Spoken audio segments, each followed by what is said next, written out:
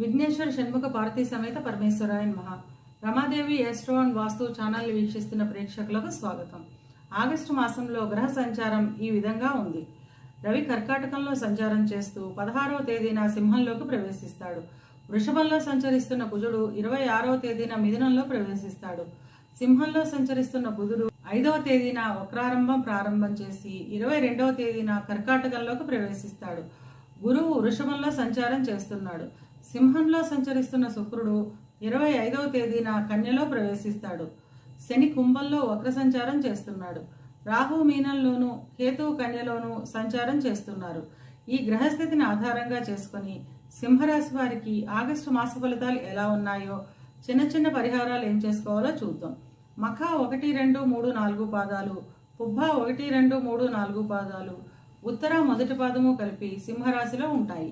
సింహరాశికి అధిపతి రవి. సింహరాశి వారికి ఈ మాసం చాలా అనుకూలంగా ఉంటుంది. ఎప్పటి నుండో ఉన్న అధిక ధన వ్యయం అదుపులోకి వస్తుంది. ధన ఆదాయం పెరుగుతుంది. వృత్తి వ్యాపారాలలో ఉన్న చిన్న చిన్న సమస్యలు ఈ మాసం తగ్గుముఖం పడతాయి. ఇల్లు, స్థలాలు వంటి స్థిరాస్తులను కొనుగోలు చేస్తారు. విద్యార్థుల విషయానికి వస్తే విద్యార్థులకు శ్రమ అధికంగా ఉంటుంది. చివరి వారం నాటికి అన్ని అనుకూలంగా మారతాయి. క్యాంపస్ సెలక్షన్స్కు వెళ్లే విద్యార్థులకు ఈ మాసం ఉద్యోగం లభిస్తుంది.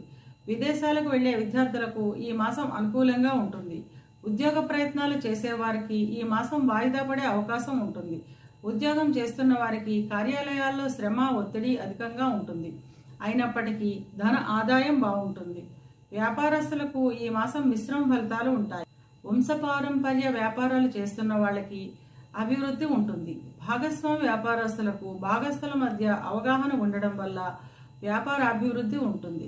వివాహ ప్రయత్నం చేసేవారికి చివరి వారం వివాహం కుదిరే అవకాశం ఉంటుంది.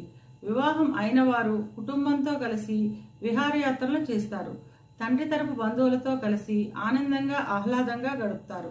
సంతానానికి చిన్న చిన్న అనారోగ్య సమస్యలు ఉంటాయి.